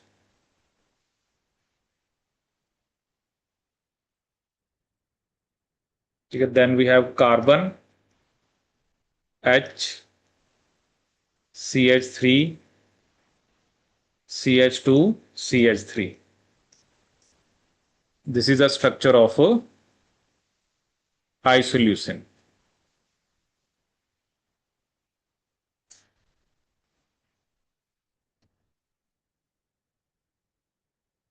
देखो जैसे इधर भी साइड चेन में 4 ही कार्बन है, इधर भी 4 कार्बन है। ठीक है, बट अब देखो क्या खास बात होती है आइसोल्यूसिन के अंदर। This is leucine and isoleucine. So isoleucine एक ऐसा अमीनो एसिड है जिसके अंदर 2 कायरल कार्बन होते हैं। ठीक है, जैसे अभी तक जितने अमीनो एसिड हमने पढ़े उनमें एक ही कायरल कार्बन है। जैसे अब देखो ये वाला कार्बन इसमें कायरल है क्योंकि सी के साथ CO negative, H, NH3 positive और ये पूरा ग्रुप। और ये वाला जो कार्बन है इसमें भी H है। ठीक है, फिर इधर CH3 है, इधर CH2, CH3 और इधर ये ग्रुप है। तो आइसोल्यूसिन एक ऐसा अमीनो एसिड है जिसके अंदर वी हैव 2 कायरल कार्बन। इसके अंदर कितने कायरल कार्बन होते हैं आपके? 2 कायरल कार्बन। और you can say it do have 2 chiral centres. Isoleucine के अंदर 2 कायरल कार्बन या 2 कायरल सेंटर होते हैं। ठीक है,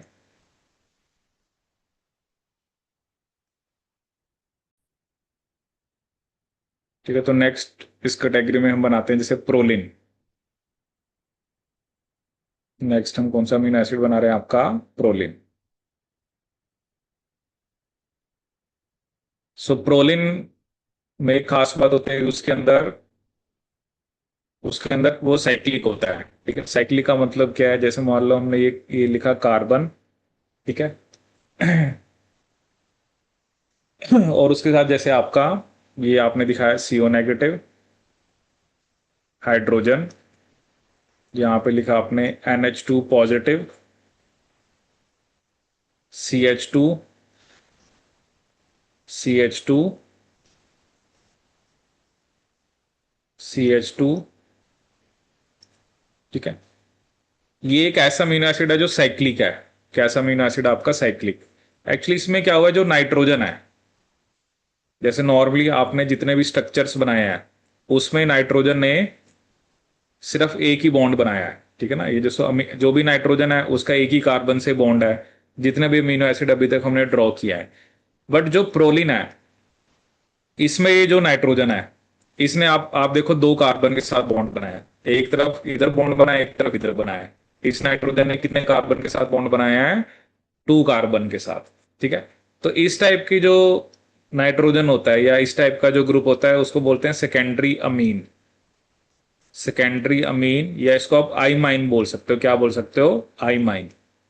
इसलिए इसे हम आई माइनो एसिड भी बोलते हैं। इसे हम क्या बोलते हैं? Imino acid. So proline is one of the amino acid जिसका नेचर कैसा है आपका? साइक्लिक है। इसका नेचर कैसा है आपका? साइक्लिक है। ठीक है, जैसे इसमें हम एक पॉइंट भी लिखते हैं।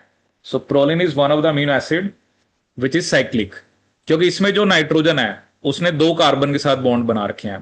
ठीक है, जैसे होता है ना, प्राइमरी होता है, सेकेंडरी होता है, टर्शरी होता है। तो इसमें नाइट्रोजन ने क्योंकि 2 कार्बन के साथ बॉन्ड बनाया तो इसको बोलते हैं secondary.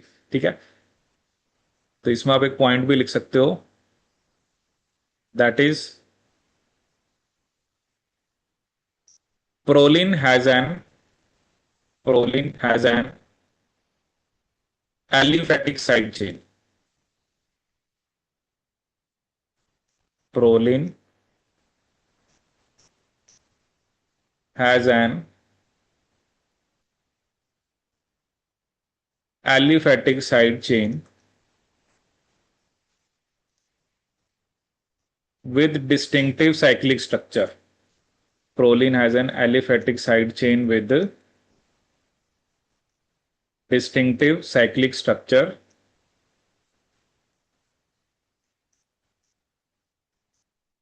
With distinctive cyclic structure.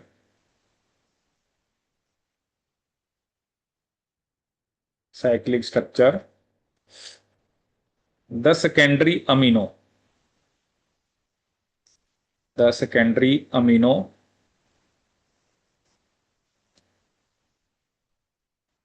in bracket I-mino. The secondary amino in bracket I-mino group of proline residues.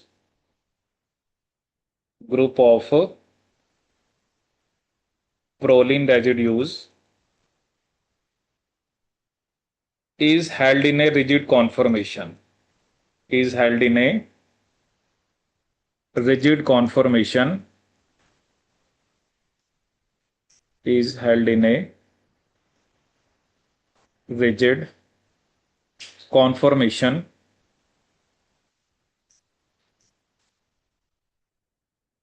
that reduces the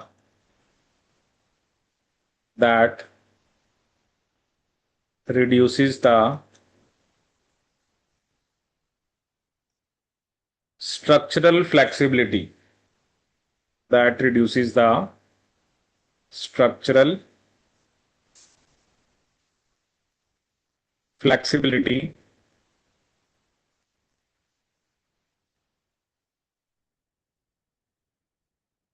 that reduces the structural flexibility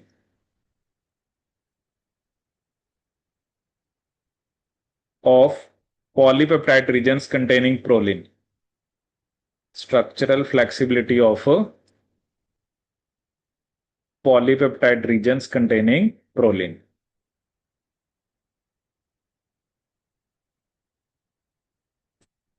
Containing proline.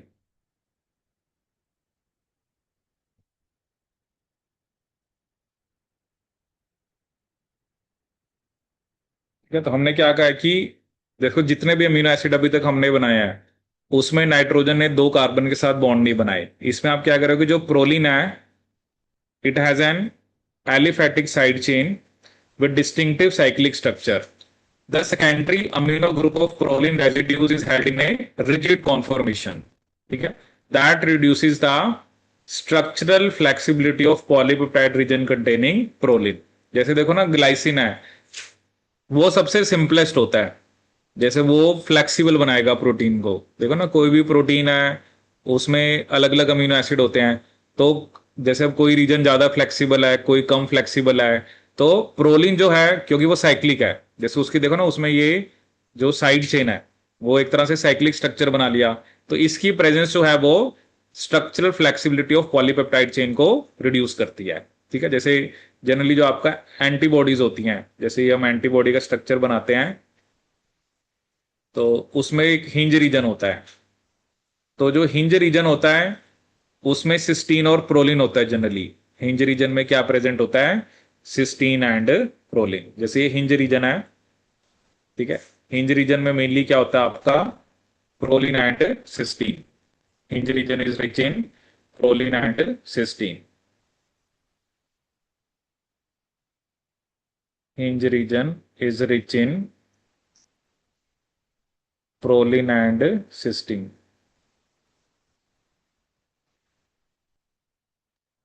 Proline and cysteine.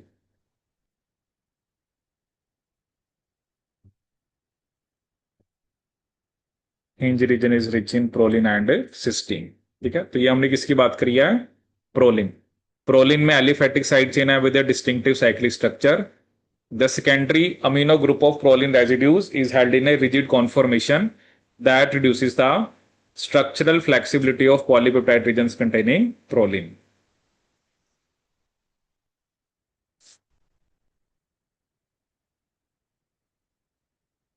ठीक है, अब next amino acid हम इस category में बनाएंगे आपका, that is methionine. ठीक है, मैंने आपको बताया था कि फर्स्ट कैटेगरी में 7 अमीनो एसिड हैं, glycine, alanine, valine, leucine, isoleucine, proline, और एक हम क्या डिस्कस करेंगे आपका मिथ्योनिन। मिथ्योनिन एक ऐसा अमीनो एसिड है जिसमें आपकी सल्फर होता है, ठीक है। जैसे हमने बनाया carbon CO negative, NH3 positive, H, CH2, CH2, SCH3। तो ये हमने किसका स्ट्रक्चर बनाया, methionine. So methionine is one of the amino acid जिसमें क्या होता है आपका सल्फर, ठीक है। मिथ्योनिन में क्या होता है आपका सल्फर। मिथ्योनिन के लिए सिंगल लेटर वर्ड क्या होता है आपका M।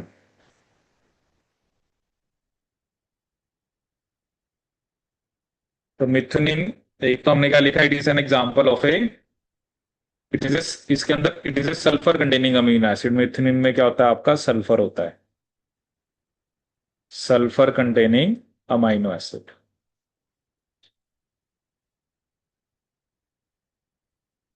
ठीक है। सेकंड पॉइंट इसमें है कि जो मिथ्योनिन है, जैसे जितने भी प्रोटीन्स हमारे अंदर बनते हैं तो हम कहते हैं AUG। AUG क्या होता है, स्टार्ट कोडोन, और ये किसके लिए कोड करता है, मिथ्योनिन के लिए। इसके अलावा प्लांट्स के अंदर जो इथाइलिन होता है, विच is A plant growth hormone, वो मिथ्योनिन से बनता है, ठीक है। पूरा पाथवे होता है, तो मिथ्योनिन से क्या बनता है आपका इथाइलिन। मिथ्योनिन से कौन सा गैसियस हार्मोन बनता है आपका इथाइलिन, ठीक है।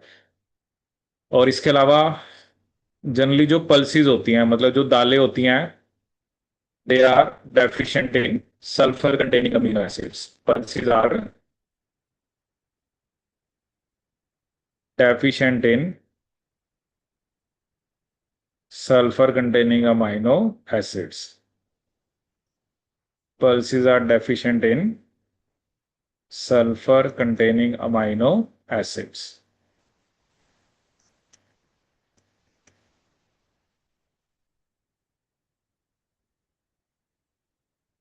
एक्चुअली एक अमीनो एसिड हम बाद में पढ़ेंगे जो होता है सिस्टीन, क्योंकि वो अलग कैटेगरी में आता है। एक्चुअली सिस्टीन और मिथ्योनिन ही दो ऐसे अमीनो एसिड हैं जिनके अंदर क्या होता है आपका सल्फर होता है, ठीक है। तो सल्फर कंटेनिंग अमीनो एसिड एक सिस्टीन होता है, एक मिथ्योनिन, ठीक है। तो जितने भी प्रोटीन्स हमारे अंदर बनते हैं, ठीक है, जैसे बैक्टीरिया में तो हम वैसे पहला अमीनो एसिड लिखते हैं एन फॉर्माइल मिथ्योनिन। बैक्टीरिया में फर्स्ट अमीनो एसिड कौन सा होता है, एन फॉर्माइल मिथ्योनिन। और हमारे अंदर पहला अमीनो एसिड कौन सा होता है आपका मिथ्योनिन। बैक्टीरिया के अंदर पहला अमीनो एसिड कौन सा होता है, N formyl methionine, N formyl methionine. और हमारे अंदर पहला अमीनो एसिड कौन सा होता है, यूकैरियोट्स में कौन सा होता है, मिथ्योनिन, ठीक है। अब देखो इसमें जितने भी साइड चेन है, इनको हम क्या कहते हैं, नॉन पोलर। मतलब इसमें साइड चेन पे चार्ज नहीं है, ठीक है। चाहे वो आपका ग्लाइसिन है, एलेनिन है, वैलिन है, ल्यूसिन है, आइसोल्यूसिन है, मिथ्योनिन है, चाहे वो आपका प्रोलिन है। तो these are the amino acids with aliphatic R groups, और ये नॉन पोलर है, ठीक है। नॉन पोलर मतलब इसमें साइड चेन पे चार्ज नहीं है, ठीक है। देखो आगे आता है ना, कई बार जैसे हम पढ़ेंगे कि इस प्रोटीन में ऐसे अमीनो एसिड होते हैं, इस प्रोटीन में ऐसे अमीनो एसिड होते हैं, तो आपको क्लियर होना चाहिए कि अगर हम एलिफेटिक आर ग्रुप्स की बात कर रहे हैं तो हम इन सभी अमीनो एसिड्स की बात कर रहे हैं, ठीक है। अब दूसरी जो कैटेगरी आती है उसमें आते हैं एरोमेटिक आर ग्रुप्स। उसमें कौन से अमीनो एसिड आते हैं आपके aromatic R groups, amino acids with aromatic R groups. Amino acids with aromatic R groups.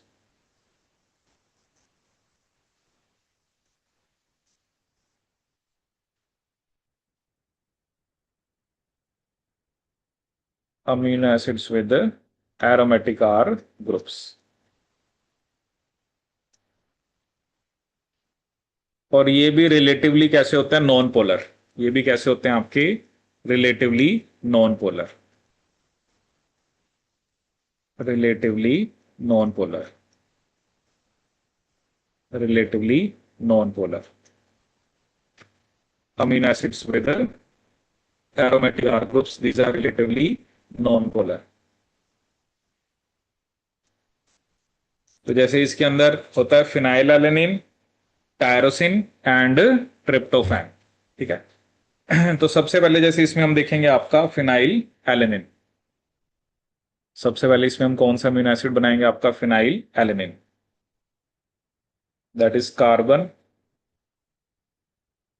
CO negative, NH3 positive,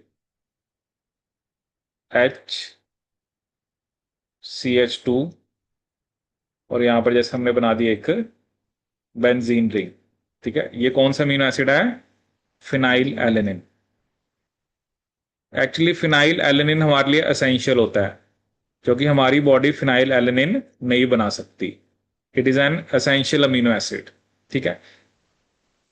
लेकिन हमारे अंदर एक एंजाइम होता है जिसका नाम होता है फिनाइल एलेनिन हाइड्रोक्सिलेज। उसकी हेल्प से हमारी जो बॉडी है वो फिनाइल एलेनिन को किस में कन्वर्ट कर सकती है, टायरोसिन में, ठीक है। एंजाइम का नाम होता है phenyl alanine hydroxylase, phenyl alanine hydroxylase. So this enzyme can convert phenylalanine into tyrosine. Phenylalanine into tyrosine.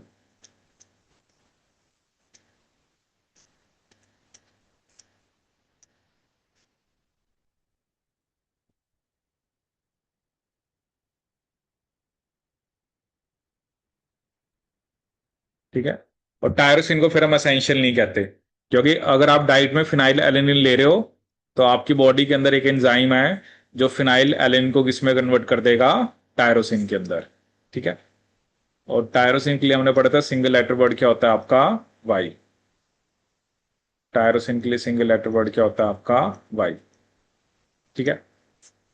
अब टायरोसिन हमारे लिए इंपॉर्टेंट है क्योंकि टायरोसिन से बेसिकली हमारे अंदर क्या क्या बनता है, ठीक है। टायरोसिन से जैसे हमारे अंदर मेलेनिन बनता है जो कि हमारा स्किन पिगमेंट है, ठीक है। टायरोसिन से हमारे अंदर एपिनेफ्रिन बनता है, नोर एपिनेफ्रिन बनता है, ठीक है। टायरोसिन से हमारे अंदर थायराइड ग्लैंड के हॉर्मोन्स बनते हैं, थायराइड ग्लैंड के हॉर्मोन्स बनते हैं। टायरोसिन से हमारे अंदर मिलेनिन हो गया, एपिनेफ्रिन हो गया, थायराइड ग्लैंड के हॉर्मोन्स हो गए, ठीक है। इसके अलावा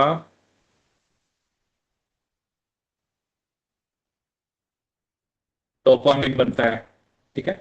तो ये सब चीजें किससे डिराइव हो रही हैं, टायरोसिन से,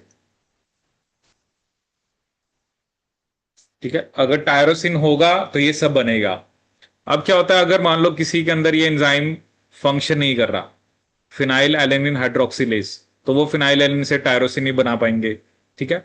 तो फिर उनके अंदर ये सब कुछ इफेक्ट होगा, ठीक है। जैसे ये क्या बोलते हैं, इसे बोलते हैं, हम एक टर्म यूज करते हैं, प्लियोट्रोपी।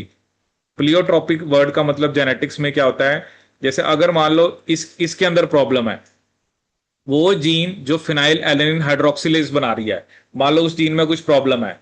अब उस जीन में प्रॉब्लम है तो ये बनेगा नहीं। अब ये नहीं बनेगा तो टायरोसिन नहीं बनेगा।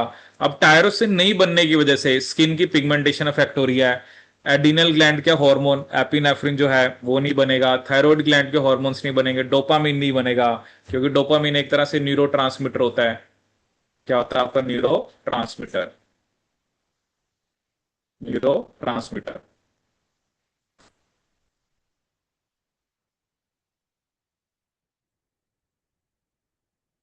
ठीक है। तो मतलब एक जीन में प्रॉब्लम की वजह से अगर आपको मल्टीपल फिनोटिपिक इफेक्ट देखने को मिलते हैं तो उसे हम क्या बोलते हैं, प्लियोट्रोपी, ठीक है। तो एक्चुअली ये जो एक डिजीज होती है, मतलब जिनके अंदर ये एंजाइम नहीं बनता है, ठीक है, तो उसे हम क्या बोलते हैं, phenyl ketonuria. Deficiency of this enzyme leads to phenyl ketonuria. Deficiency of this enzyme leads to phenyl ketonuria. और ये किसका एग्जाम्पल है आपका? Autosomal recessive. It is an example of autosomal recessive disorder. ठीक है, deficiency of this enzyme leads to phenyl ketonuria. So it is an example of autosomal recessive disorder.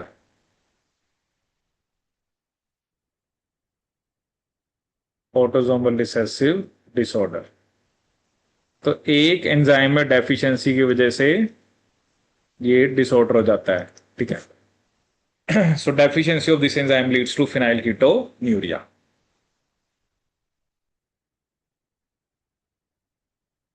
ठीक है, तो फिनाइल एलेनिन इज असेंशियल, क्योंकि हमारी body ये नहीं बना सकती, लेकिन अगर हम डाइट के अंदर फिनाइल एलेनिन ले रहे हैं तो हमारे अंदर, हमारी बॉडी में एक एंजाइम है जो फिनाइल एलेनिन से टायरोसिन बना सकता है।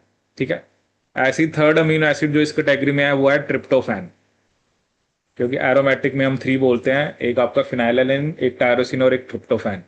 तो ये ट्रिप्टोफैन का स्ट्रक्चर होता है CO negative carbon NH3 positive H CH2। अब इसमें एक स्पेसिफिक रिंग होती है जिसे बोलते हैं हम इंडोल रिंग। CH2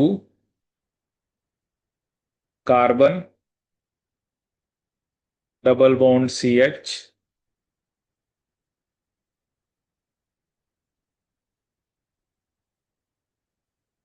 NH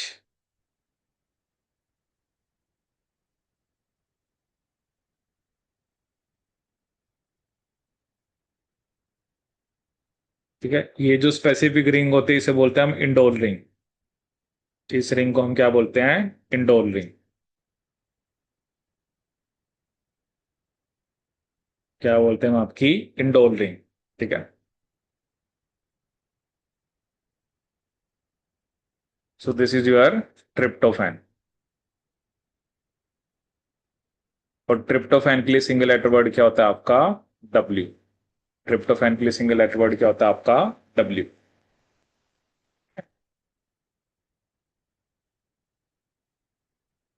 ठीक है, तो मतलब हम यही कह रहे हैं कि ये जो, मतलब ये इसमें भी जो अमीनो एसिड है वो रिलेटिवली नॉन पोलर है। ठीक है, मतलब इतनी पोलैरिटी नहीं है। हाँ, ये बोल सकते हैं कि रिलेटिव थोड़ा बहुत पोलैरिटी हो सकती है, but they are relatively non polar. ठीक है, अब जैसे ट्रिप्टोफैन की बात करें, एक तो जो ट्रिप्टोफैन है, एक तो प्लांट्स के अंदर ट्रिप्टोफैन से ऑक्सिन बनता है। प्लांट्स के अंदर जो ऑक्सिन होता है, जैसे indole 3 acetic acid, indole butyric acid, तो प्लांट्स में जो ऑक्सिन है वो ट्रिप्टोफैन से बनता है। ठीक है, इसके अलावा हमारे अंदर जो सीरोटोनिन और जो मिलाटोनिन है वो ट्रिप्टोफैन से बनता है। Serotonin and melatonin. मिलाटोनिन जो है वो हमारे अंदर पीनियल ग्लैंड बनाती है, और जिसका रोल होता है जो हमारी स्लीप वेक साइकिल है। सीरोटोनिन एंड मिलाटोनिन ये ट्रिप्टोफैन से बनते हैं। ठीक है, इसके अलावा जो ट्रिप्टोफैन है, जैसे इसमें भी एक्सेप्शन होती है, ये वैसे मोल बाय में पढ़ेंगे, यूजीए। यूजीए वैसे तो एक स्टॉप कोडॉन होता है, बट माइटोकॉन्ड्रिया में ये ट्रिप्टोफैन के लिए कोड करता है। यूजीए वैसे तो क्या एक स्टॉप कोडॉन है, but in mitochondria it codes for tryptophan. In mitochondria comma it codes for tryptophan. ये किसके लिए कोड करता है? ट्रिप्टोफैन के लिए। यूजीए वैसे तो एक स्टॉप कोडॉन होता है, बट माइटोकॉन्ड्रिया में ये ट्रिप्टोफैन के लिए कोड करता है। ठीक है,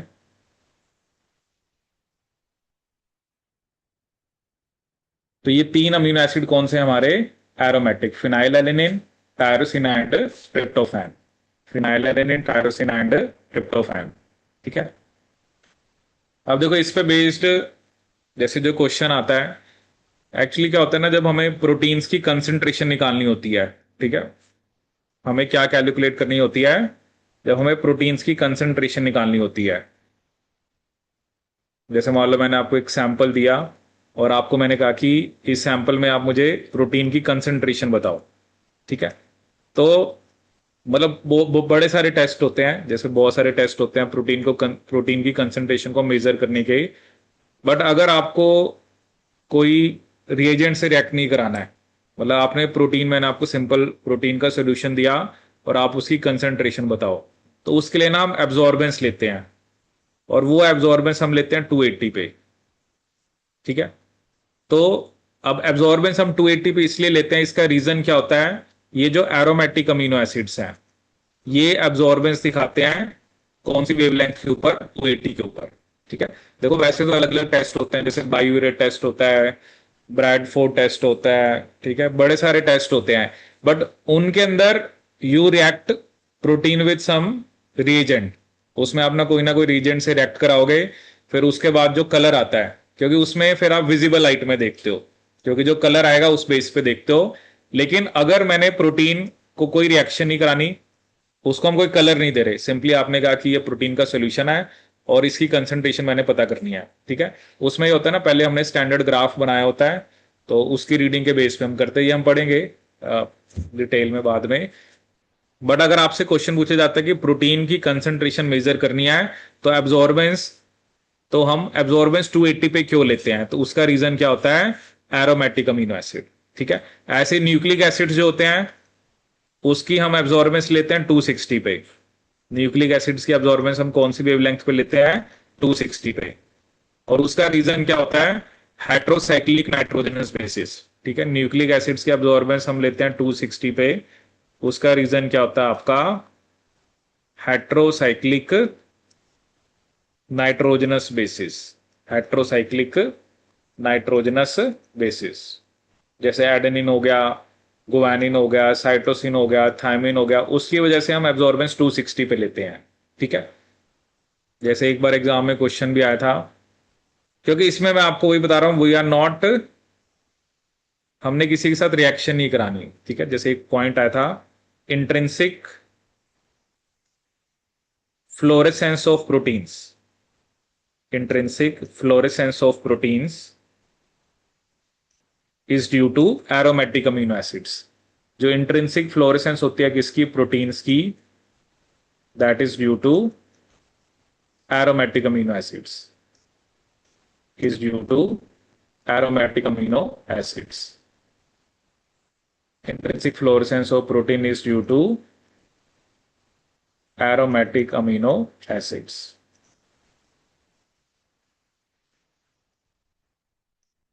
Aromatic amino acids। ठीक है। इसमें एक पॉइंट आप और लिख सकते हैं, एक्चुअली जो टायरोसिन और जो ट्रिप्टोफैन है, tyrosine and tryptophan are significantly, tryptophan are significantly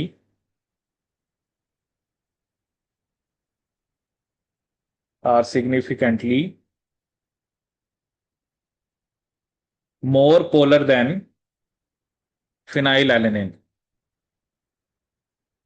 Tyrosine and tryptophan are significantly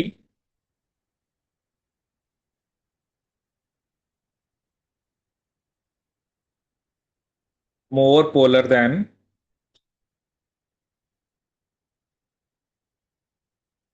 phenylalanine. More polar than phenylalanine. phenylalanine। ठीक है। और एक पॉइंट और की, जो ट्रिप्टोफैन एंड टायरोसिन है, tryptophan and tyrosine, tryptophan and tyrosine,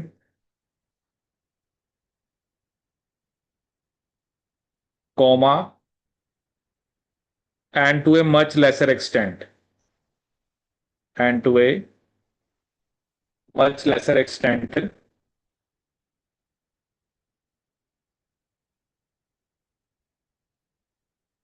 and to a much lesser extent,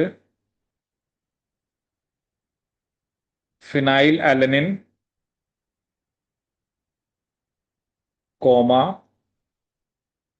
phenyl alanine comma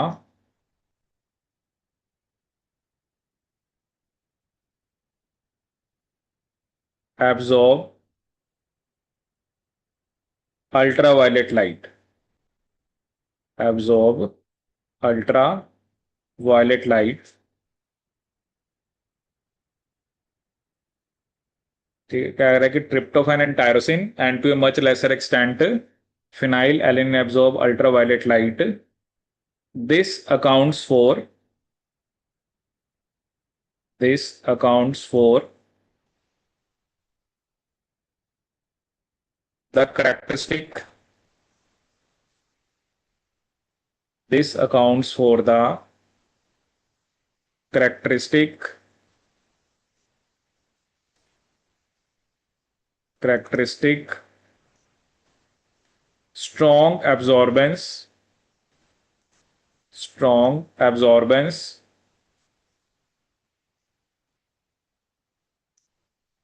strong absorbance of light by most proteins by most proteins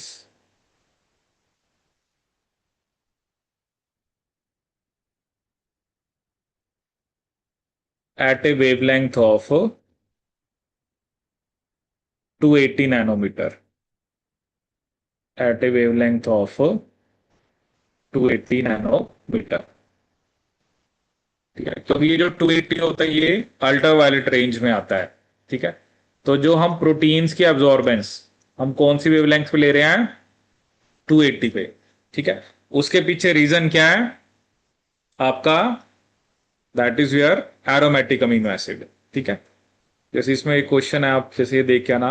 actually क्या होता है ना, हमने तो एब्जॉर्बेंस किस पे लिया, 280 पे, क्योंकि हमने एक वैल्यू सेट कर दी।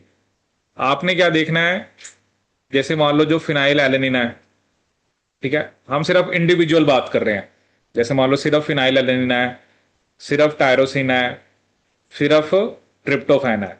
हमने ये देखना है कि इंडिविजुअली इनकी जो एब्जॉर्बेंस है वो मैक्सिमम किस पे होती है। ठीक है ना, हमने तो एक वैल्यू सेट कर ली कि हम 280 पे लेते हैं। अदरवाइज आपने देखना है कि फिनाइल एलेनिन कौन सी लाइट को मैक्सिमम एब्जॉर्ब करता है। ठीक है, टायरोसिन कौन सी वेवलेंथ वाली लाइट को मैक्सिमम एब्जॉर्ब करता है, ट्रिप्टोफैन किसको करता है। ठीक है, क्योंकि ये है ना कि क्योंकि हमें तो एक एक ही लेके चलनी है। ठीक है, हमने एक ऐसी वैल्यू देख ली जिसमें मान लो तीनों एब्जॉर्बेंस दिखा रहे हैं, बट इसका मतलब ये नहीं है ना कि तीनों उसी के ऊपर मैक्सिमम दिखा रहे हो। ठीक है, हमने ये देख के आना है कि कौन सी वेवलेंथ को, अगर मेरे पास एक सोल्यूशन है सिर्फ फिनाइलएलेनिन का, एक सोल्यूशन है ट्रिप्टोफैन का और एक सोल्यूशन है टायरोसिन का, तो इंडिविजुअली ये कौन सी वेवलेंथ को मैक्सिमम एब्जॉर्ब करते हैं। ठीक है, जैसे मान लो आपने एक ऐसा ग्राफ है। ठीक है, अब क्या हो रहा है कि मान लो मैक्सिमम एब्जॉर्बेंस उसकी किसी और वेवलेंथ पे आ रही है। ठीक है, कोई भी एक वेवलेंथ हो सकती है, बट हमें तो वो वैल्यू लेके चलनी है जिस पे तीनों दिखा रहे हो। ठीक है, मान लो क्या पता उस पे दो ज्यादा दिखा रहे हो, एक थोड़ा कम दिखा रहा हो। ठीक है, बट वो मैंने आपको बता ही दिया। मतलब जो 280 वेवलेंथ है ना उसको तीनों ही एब्जॉर्ब करते हैं। हाँ, ये जरूरी नहीं है कि मैक्सिमम हो। ठीक है ना, क्या पता फिनाइल एलिन के लिए थोड़ा मैक्सिमम डिफरेंट हो सकता है, टायरोसिन ट्रिप्टोफैन के लिए थोड़ा वो डिफरेंट हो सकता है। तो आपने ये देख के आना है कि फिनाइल एलिन, टायरोसिन और ट्रिप्टोफैन अगर इंडिविजुअल सॉल्यूशंस हैं तो कौन सी वेवलेंथ को ये मैक्सिमम एब्जॉर्ब करते हैं। ठीक है, करते अल्ट्रावायलेट ही हैं। ठीक है, but you have to see for the exact value कि कौन सी वेवलेंथ को वो मैक्सिमम एब्जॉर्ब करते हैं। ठीक है, तो ये हमारा हो गया एरोमेटिक अमीनो एसिड्स। ठीक है, तो आज हमने क्या क्या डिस्कस किया। तो सबसे पहले मैंने आपको बेसिक बताया कि डी और एल कॉन्फ़िगरेशन क्या है। ठीक है, ये आपके दिमाग में क्लैरिटी होनी चाहिए कि हमारे अंदर जितने भी अमीनो एसिड्स हैं वो एल कॉन्फ़िगरेशन में होते हैं और शुगर्स जो हैं वो डी कॉन्फ़िगरेशन में होती हैं। ठीक है, फिर थोड़ा बहुत चलो मैंने आपको बैक्टीरिया की सेल वॉल के बारे में बताया, इसमें भी चलो एक क्वेश्चन मैं आपको देता हूं। जैसे इसमें हमने लिखा ना कि सेल मेम्ब्रेन में इथर फैटी एसिड होते हैं। अब इसमें एक क्वेश्चन पूछा जाता है ग्लिसरॉल, क्योंकि जो आपका फैटी एसिड है वो ग्लिसरॉल से लिंक होते हैं। तो आपने ये देख के आना है कि डी और एल, जैसे कौन कौन से बैक्टीरिया में कौन सी ग्लिसरॉल होती है। जैसे दोनों में डिफरेंट होते हैं, यू बैक्टीरिया में डिफरेंट होती है, आर की बैक्टीरिया में डिफरेंट होती है। उसमें आप देखना कि डी ग्लिसरॉल किस में होती है, एल किस में होती है। ऐसे आप इसमें आर और एस भी देखना। एक्चुअली क्या होता है ना, ग्लिसरॉल का स्ट्रक्चर ये होता है CH2OH, ठीक है। अब CH2OH, अब देखो यहां पर डिपेंड करता है, जैसे मान लो H मैंने इधर बना दिया, OH मैंने इधर बना दिया, तो ये कौन सी फॉर्म है? हम्म, ये L है ना। ऐसे मैं H उधर बना दूंगा तो D हो गया। तो एक्चुअली दोनों बैक्टीरिया के अंदर ग्लिसरॉल का भी फर्क होता है, एक में डी होती है, एक में एल होती है। ऐसे ही आर और एस, जैसे अभी हमने डिस्कस किया कि हमारे अंदर जितने भी अमीनो एसिड हैं वो D configuration, sorry L configuration में है, और एल वाले एस होते हैं, ठीक है, एक्सेप्ट सिस्टीन। ऐसे आप देखना ना, इसमें जैसे आर की बैक्टीरिया और यू बैक्टीरिया, आपने देखना है किसमें डी होती है, किसमें एल होती है। और फिर आपने ये भी देखना है कि डी और एल में से कौन सी आर है, कौन सी एस है, ठीक है। तो ये आपने देखना है। मतलब ये हम वैसे, मैंने आपको बताया ना, जब हम बैक्टीरिया के बारे में पढ़ेंगे तो वहां पर ये सब चीजें हम पढ़ते हैं। बट ये एग्जाम में क्वेश्चन आ जाता है कि डी और एल में से कौन सा ग्लिसरॉल होता है, और उसमें से कौन सा आ रहा है, कौन सा आपका एस है, ठीक है। फिर आर एस का मैंने आपको सिस्टम बताया क्या होता है। अमीनो एसिड के हमने सिंगल लेटर वर्ड्स देखे, ठीक है।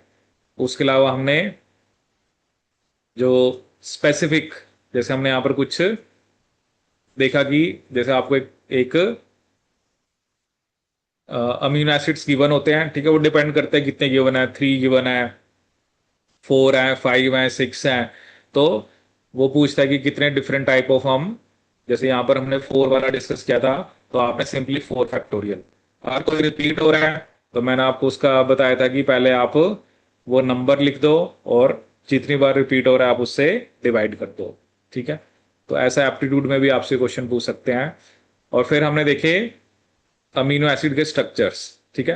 देखो उससे ना थोड़ा सा आपको आइडिया होता है कि कैसा स्ट्रक्चर है। जैसे ग्लाइसिन जो है वो सबसे सिंपल है, ठीक है, और इसमें यही सिर्फ अमीनो एसिड है जो ऑप्टिकली इनएक्टिव है, ठीक है। बाकी सारे ऑप्टिकली एक्टिव होते हैं।